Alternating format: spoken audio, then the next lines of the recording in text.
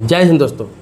अगर आपके पास GST number है या फिर जीएसटी नंबर लेने वाले हैं तो आपको एक महत्वपूर्ण बात बताने जा रहा हूँ। आपको अब बहुत ही सावधान रहने की ज़रूरत है। कोई भी बिजनेस कर रहा है, छोटा बिजनेस कर रहा है, बड़ा बिजनेस कर रहा है, आजकल जीएसटी नंबर लेना अनिवार्य हो गया हुआ है। जिसका 40 लाख रुपए से ऊपर का साल का टर्नओवर है उसको जीएसटी लेना अनिवार्य है, और जिसका 40 लाख से कम भी टर्नओवर है उसको भी जीएसटी लेना अनिवार्य है, बशर्ते वो ऑनलाइन काम कर रहा हो। अगर आप ई कॉमर्स का काम कर रहा है, ऑनलाइन काम कर रहा है, ऑनलाइन कोई सामान बेच रहा है, अपने स्टेट से, जिस स्टेट में आपने बिजनेस किया हुआ है उस स्टेट से दूसरे स्टेट में माल भेज रहा है किसी भी माध्यम से, तो आप जितना का भी बिजनेस कर रहे हैं आपको जीएसटी लेना अनिवार्य है। लेकिन आप ऑफलाइन बिजनेस कर रहे हैं, कोई दुकान है, कोई शॉप है, कोई फैक्ट्री है, कोई कंपनी या फिर किसी प्रकार का कोई भी काम कर रहे हैं, सेलिंग कर रहे हैं, तो उसमें क्या है कि 40 लाख रुपया से ऊपर का है आपका बिजनेस साल में टर्नओवर, तभी आपको जीएसटी लेना है, अन्यथा ज़रूरत नहीं है। अगर आप अपने स्टेट में ही कर रहे हैं तो,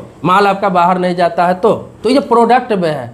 सर्विस की बात करूँ, कोई सेवा दे रहे हैं किसी प्रकार का, आप प्रोडक्ट नहीं बेच रहे हैं, तो उस मामले में 20 लाख से ऊपर का भी आपका टर्नओवर है साल का, तो आपको जीएसटी लेना जरूरी है। ये लगभग तो कॉमन चीज़ें हैं जो मैं आपको बताया हूँ। लेकिन मैं बात क्या करने जा रहा हूँ आज कि जीएसटी नंबर अगर आपने लिया हुआ है, किसी प्रकार से लिया हुआ है, तो आजकल क्या कर रहे हैं कि जीएसटी अधिकारी जो है अचानक से जो एड्रेस आपने जीएसटी में दिया हुआ है उस पर पहुंच जा रहे हैं। क्या करने के लिए? ऑडिट करने के लिए, वेरिफिकेशन करने के लिए कि जिस बिजनेस के लिए आपने जीएसटी ले रखा है सही में वो ऑफिस है या नहीं है, या फिर सही में वो कंपनी है या नहीं है, या फिर सही में काम हो रहा है कि नहीं, या फिर इस जीएसटी नंबर पे कोई दूसरा काम तो नहीं हो रहा है, कुछ फ्रॉड तो नहीं हो रहा है। क्योंकि आप देखते होंगे जीएसटी नंबर पे बहुत सारे आजकल फर्जी कंपनियां चल रही है। एक एक व्यक्ति के पास 20-20, 30-30 जीएसटी नंबर अलग अलग नामों से है। तो ये सारे चीज़ों को लेकर आजकल ऑडिट बढ़ गया। बहुत सारे लोग हैं ऐसे जिनके पास जीएसटी अधिकारी अचानक से पहुंच गए पूछताछ करने के लिए। तो इसमें घबराने की बात नहीं है, डरने की बात नहीं है। आपका प्रॉपर सब कुछ सही है तो आएंगे, वो देखेंगे, चले जाएंगे आपसे कुछ जानकारी लेकर और आपको कुछ गाइड ही कर देंगे। लेकिन अगर नहीं है, जैसे आपको बता दे रहा हूँ कि जीएसटी आपने लिया है तो क्या क्या आपके पास होना चाहिए कि कभी भी कोई परेशानी भविष्य में नहीं आएगी। आपके पास अगर जीएसटी नंबर है, आपने जीएसटी रजिस्ट्रेशन करा लिया है किसी कंपनी के नाम से, किसी काम के नाम से, किसी वर्क के नाम से, किसी सर्विस के नाम से, तो उसका जो एड्रेस उसमें आपने जो डाला है उस एड्रेस पर ऑफिस होना चाहिए। भले ही उस कंपनी का 50 ऑफिस बाहर में हो, कोई दिक्कत नहीं हो, लेकिन जो एड्रेस आपने डाला हुआ है वहाँ पर प्रॉपर ऑफिस होना चाहिए। जो मेन ऑफिस है एक ऑफिस होना चाहिए।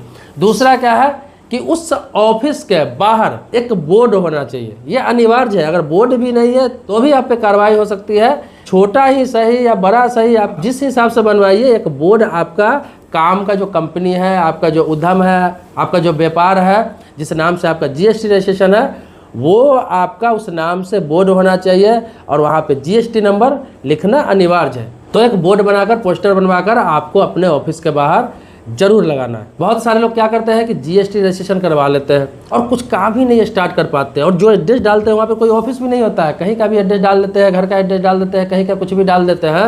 वैसे लोगों पर क्या है कि लीगल एक्शन भी जीएसटी अधिकारी ले सकता है। क्योंकि लोग क्या करते हैं कि रजिस्ट्रेशन करा लिए जीएसटी और हर महीने वो रिटर्न फाइल भी कर रहे हैं, कोई दिक्कत नहीं है, रिटर्न फाइल भी कर रहे हो, लेकिन वो संस्था चल नहीं रहा है, वो नील भर रहे हैं, नील रिटर्न फाइल कर रहे हैं। तो नील रिटर्न फाइल भी कर रहे हैं, इसमें भी कोई दिक्कत नहीं है। ये जीएसटी रूल में है कि नील रिटर्न फाइल आप कर सकते हैं। जीएसटी आपने करा लिया, करेंट अकाउंट भी खोल लिया, आपने सारे लाइसेंस भी ले लिए और काम आपने स्टार्ट नहीं किया, आपको लगे कि अभी स्टार्ट नहीं करना है, मुझे 6 महीने बाद करना है, 1 साल बाद करना है, तो आप कर सकते हैं। ऐसा रूल है, ऐसा नियम है। आप हर महीने आपको नील रिटर्न फाइल कराते रहना है। दूसरा क्या है कि जो एड्रेस दिए वहाँ पे ऑफिस चाहिए। भले ही काम आपने स्टार्ट नहीं किया है, लेकिन वो जगह पे ऑफिस चाहिए और बोर्ड चाहिए। ये दोनों का आपको ख्याल रखना पड़ेगा, ध्यान रखना पड़ेगा। इसी चीज़ के इंक्वायरी में आजकल बहुत सारे लोगों के दुकान पे, शॉप पे ऐसे कारोबार करने वाले हैं, उनके ऑफिस पर अचानक से पहुंच जा रहे हैं और पूछताछ की जा रही है कि आपने जीएसटी रजिस्ट्रेशन कराया हुआ है, क्या ये सही काम करने के लिए कराया हुआ है। वो देखने जाते हैं कि उस एड्रेस पर ऑफिस है या नहीं है। तो ये सारे चीज़ आपको ध्यान रखना है कि आप स्टार्ट न भी कर रहे हैं तो हर महीने रिटर्न फाइल करना है और ऑफिस को आपको रखना है बाहर बोर्ड लगा के वहाँ पे, और सारे चीज़ को मेंटेन रखना है।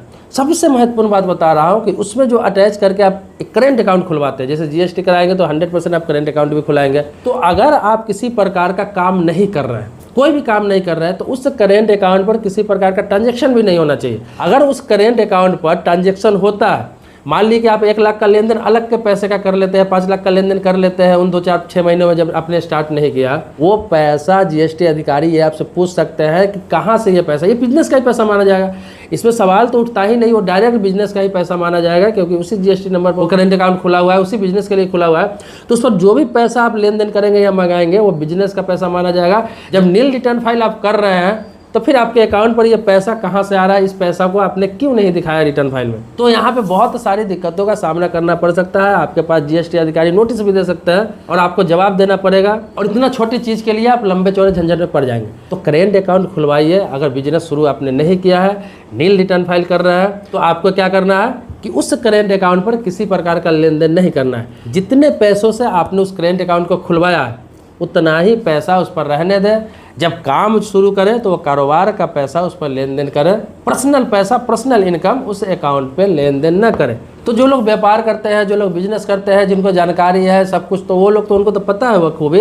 लेकिन ये उन लोगों के लिए मैं बता रहा हूँ कि जो लोग फ्रेशर है या फिर अभी जीएसटी कराया है, जिनको इन चीज़ों के बारे में मालूम नहीं है, उन लोगों को कहीं परेशानी का सामना नहीं करना पड़ जाए। अगर आपके पास ऑडिट के लिए पहुँच जाए जीएसटी को या ऑफिसर कोई कर्मचारी, आपको छोटी छोटी चीज़ों के लिए नोटिस न मिल जाए, इसीलिए आपको ये चीज़ बता दे रहा हूँ कि इन सभी चीज़ों को आपको ध्यान रखना है। ये बहुत बड़ी चीज़ नहीं है, ये बिजनेस के लिए होता है। लेकिन आजकल जीएसटी के नाम पर बहुत सारे फ्रॉड होते हैं। आपने सुना होगा कि कई लोग ऐसे हैं जो फर्जी कंपनी बनाकर 10, 20, 50 और इलीगल पैसे का ट्रांजैक्शन वहाँ पे करते हैं, और उनका न कोई ऑफिस होता है, न किसी प्रकार का कोई काम होता है। तो आपका लीगल काम है, सही काम है, अपना काम है, आपके खुद के नाम से जीएसटी, आप सब कुछ कर रहे हैं, तो कोई दिक्कत की बात नहीं है। बस इन 2-3 चीज़ों का आपको हमेशा ध्यान रखना चाहिए।